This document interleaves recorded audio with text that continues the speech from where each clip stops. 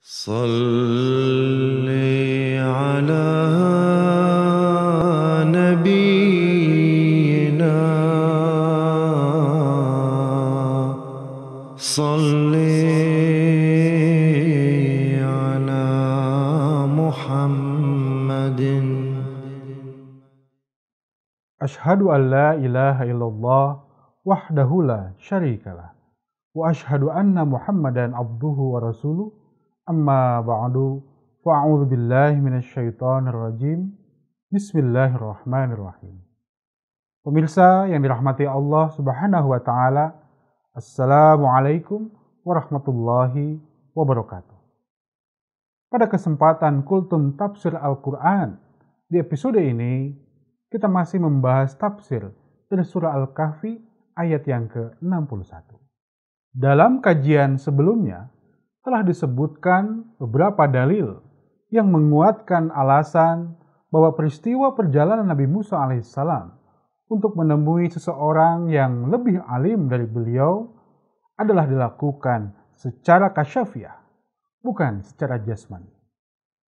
Dan dalam episode ini akan dilanjutkan beberapa tambahan dalilnya. Dalil yang ketujuh adalah saksi di dalam perjalanan Nabi Musa alaihissalam ini pun telah menunjukkan bukti bahwa kejadian ini bukanlah terjadi secara jasmani. Umpamanya peristiwa pemecahan perahu. Dalam ayat tersebut telah disebutkan bahwa perahu itu dipecahkan supaya jangan dirampas oleh seorang raja.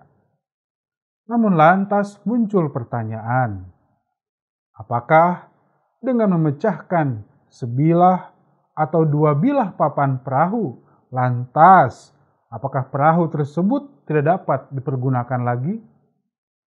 Kalau dikatakan masih dapat digunakan, maka akan timbul pula suatu pertanyaan, yakni mengapa raja tidak terus merampasnya saja, kalau benar perahu itu masih dapat dipergunakan? Kalau dikatakan sudah rusak sama sekali, maka akan ada pula pertanyaan, yaitu dengan berlubangnya yang begitu besar, maka mengapa perahu itu tidak juga karam? Umumnya, jika sebuah perahu telah dilepaskan 2 atau 3 bilah papan dari bagian bawahnya, maka tidak mungkin perahu tersebut tidak karam. Namun, di alam kasyafiah, kejadian-kejadian yang dianggap mustahil dapat saja terjadi. Kedelapan, demikian pula peristiwa pembunuhan jiwa yang tidak berdosa. Ini pun secara lahiriah tidaklah masuk akal. Orang yang lebih alim dari Nabi Musa alaihissalam itu, kalau bukan seorang nabi, tentunya beliau adalah seorang yang suci, lagi agung. Tetapi untuk membunuh seorang yang tidak berdosa, jangankan seorang nabi, bahkan seorang mukmin biasa pun tidak akan dapat melakukannya.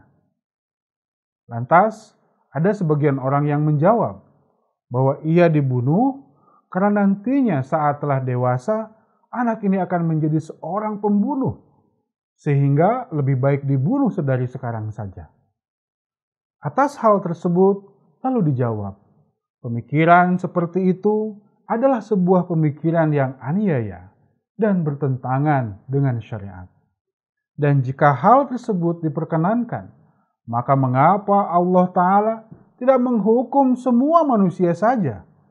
Karena Allah Subhanahu wa Ta'ala sudah mengetahui segala kejahatan yang akan dilakukan oleh manusia di masa yang akan datang. Menurut syariat, seseorang tidak akan dijatuhi hukuman sebelum dia melakukan suatu kejahatan. Kesembilan, kejadian yang terakhir adalah tentang tembok dinding. Secara lahiriah, hal ini pun tidak dapat diterima. Mana mungkin Nabi Musa alaihissalam yang merupakan seorang nabi yang kuat dan memiliki dada yang lebar, enggan memperbaiki dinding tembok milik kawannya. Dikarenakan orang-orang di negeri itu tidak mau memberi makan kepada beliau. Hal ini sangat bertentangan dengan kehormatan diri Nabi Musa alaihissalam, yang mana dikatakan bahwa beliau marah karena tidak menerima upah untuk memperbaiki dinding tembok kedua anak yatim itu. Ringkasnya, saksi dari peristiwa ini pun menunjukkan bahwa kejadian dalam ayat-ayat tersebut semuanya adalah peristiwa kasyaf. Sekali-kali bukanlah kejadian lahiriah. Pemirsa yang dirahmati Allah Subhanahu wa Ta'ala, ini teranglah bahwa kejadian ini adalah kabar gaib untuk masa yang akan datang, yang diperlihatkan kepada Nabi Musa alaihissalam secara kasyaf dan akan terjadi di zaman Rasulullah sallallahu alaihi wasallam. Hazrat Mirza Bashiruddin Mahmud Ahmad radhiyallahu ta'ala anhu bersabda, kasyaf ini sengaja diperlihatkan oleh Allah Ta'ala kepada Nabi Musa alaihissalam untuk memperlihatkan betapa luhur dan tingginya derajat serta martabat Rasulullah sallallahu alaihi wasallam. Sebenarnya, seseorang yang disebut alim, yang banyak disebut-sebut sebagai Khidir, beliau adalah tertuju kepada Nabi Muhammad sallallahu alaihi wasallam, yang mana Nabi Musa alaihissalam tidak sanggup untuk taat dan mampu mengikuti beliau. Kalimat wa idh qala Musa li fatahu, yang artinya ketika Musa berkata kepada teman pemudanya. Menurut riwayat, pemuda yang dimaksud adalah Yusa bin Nun. Namun Hazrat Mirza Bashiruddin Mahmud Ahmad radhiyallahu ta'ala anhu berpendapat bahwa teman pemuda tersebut adalah Nabi Isa alaihissalam. Hazrat Mirza Bashiruddin Mahmud Ahmad radhiyallahu ta'ala anhu bersabda bahwa menurut pendapatku, hikmah dari menyebutkan ada seorang pemuda bersama Nabi Musa alaihissalam dalam perjalanan tersebut adalah untuk menghilangkan prasangka orang-orang yang mengatakan bahwa dengan datangnya Nabi Isa alaihissalam maka berakhir pula lah syariat Nabi Musa alaihissalam. Padahal Nabi Isa alaihissalam menegaskan bahwa kedatangan beliau adalah sebagai penggenap syariat Nabi Musa alaihissalam. Beliau bersabda, janganlah kamu sangkakan aku datang hendak merombak hukum Taurat atau kitab nabi-nabi. Bukannya aku datang hendak merombak, melainkan hendak menggenapkannya. Injil Matius pasal 5 ayat 17.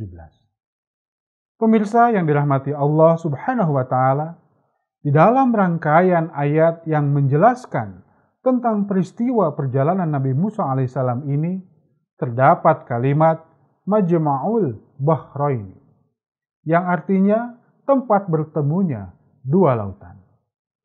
Hal ini pun mengisyaratkan kepada perjalanan Nabi Musa alaihissalam dalam sebuah kasyaf. Karena Majma'ul Bahrain bukanlah nama dari sebuah tempat tertentu.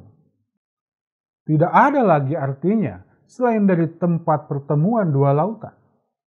Tempat yang terdekat dari kediaman Nabi Musa alaihissalam sesudah proses hijrahnya hanya ada 3 tempat, yakni Babel Mandeb, di mana Laut Merah bertemu dengan Laut Hindia, lalu Selat Dardanella, di mana Laut Tengah bertemu dengan Laut Marmora, atau Al-Bahrain, di mana Laut Teluk Persia bertemu dengan Laut Hindia. Ketiga daerah ini masing-masing hampir 1000 mil jaraknya dari kediaman Nabi Musa alaihissalam, dan menurut ukuran zaman itu untuk menempuhnya dibutuhkan waktu 1 tahun lamanya.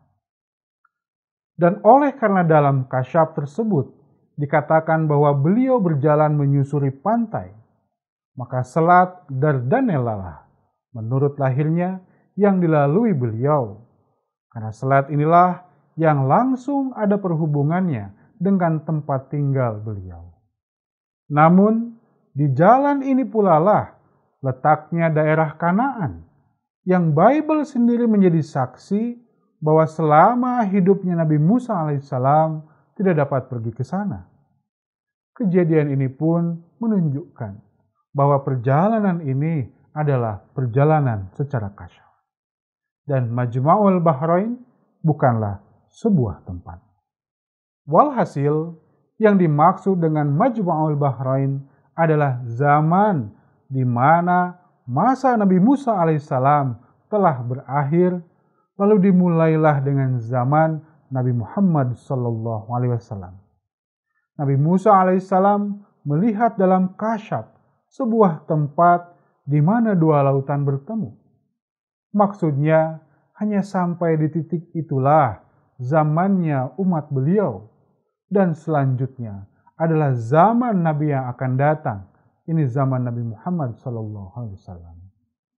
Pemirsa yang dirahmati Allah Subhanahu wa Ta'ala, demikianlah kultum tafsir Al-Quran yang dapat saya sampaikan pada episode kali ini. Semoga dapat bermanfaat untuk kita sekalian. Amin. Wa akhiru da'wana anilhamdulillahirabbil alamin. Wassalamualaikum warahmatullahi wabarakatuh.